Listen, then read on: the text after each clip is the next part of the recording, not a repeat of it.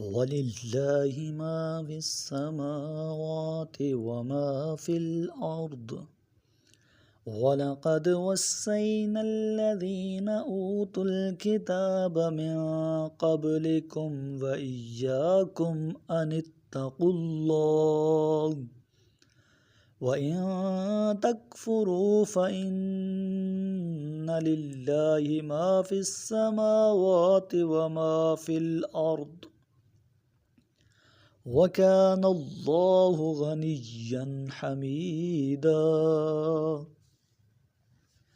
اور جو کچھ آسمانوں اور زمین میں ہے سب اللہ کی ملکیت ہے۔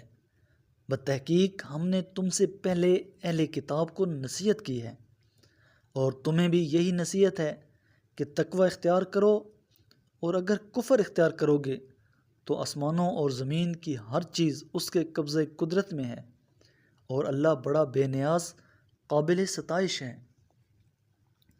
وَلِلَّهِ مَا فِي السَّمَاوَاتِ وَمَا فِي الْأَرْضِ وَكَفَى بِاللَّهِ وَكِيلًا۔ اور اللہ ہی ان سب چیزوں کا مالک ہے جو آسمانوں اور زمین میں ہیں، اور کفالت کے لیے اللہ ہی کافی ہے۔ إِن يَشَأْ يُذْهِبْكُمْ أَيُّهَا النَّاسُ وَيَأْتِ بِآخَرِينَ وَكَانَ اللَّهُ عَلَى ذَلِكَ قَدِيرًا۔ اے لوگو، اگر اللہ چاہے تو تم سب کو فنا کر لے، تمہاری جگہ دوسروں کو لے آئے، اور اس بات پر تو اللہ خوب قدرت رکھتا ہے۔ مَن كَانَ يُرِيدُ ثَوَابَ الدُّنْيَا فَعِندَ اللَّهِ ثَوَابُ الدُّنْيَا وَالْآخِرَةِ وَكَانَ اللَّهُ سَمِيعًا بَصِيرًا۔ جو فقط دنیاوی مفاد کا طالب ہے، پس اللہ کے پاس دنیا و آخرت دونوں کا ثواب موجود ہے، اور اللہ خوب سننے والا دیکھنے والا ہے۔ یا ایھا الذین آمنوا کونوا قوامین بالقسط شہداء للہ ولو علی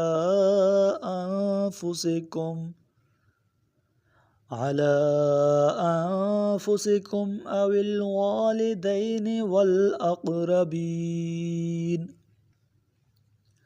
إن يكن غنيا أو فقيرا فالله أولى بهما فلا تتبعوا الهوى أن تعدلوا وَإِن تَلْوُوا أَوْ تُعْرِضُوا فَإِنَّ اللَّهَ كَانَ بِمَا تَعْمَلُونَ خَبِيرًا۔ اے ایمان والو، انصاف کے سچے دائی بن جاؤ اور اللہ کے لیے گواہ بنو، اگرچہ تمہاری ذات یا تمہارے والدین اور رشتہ داروں کے خلاف ہی کیوں نہ ہو۔ اگر کوئی امیر یا فقیر ہے تو اللہ ان کا بہتر خیر خواہ ہے، لہٰذا تم خواہش نفس کی وجہ سے عدل نہ چھوڑو، اور اگر تم نے کچھ بیانی سے کام لیا یا گواہی دینے سے پہلے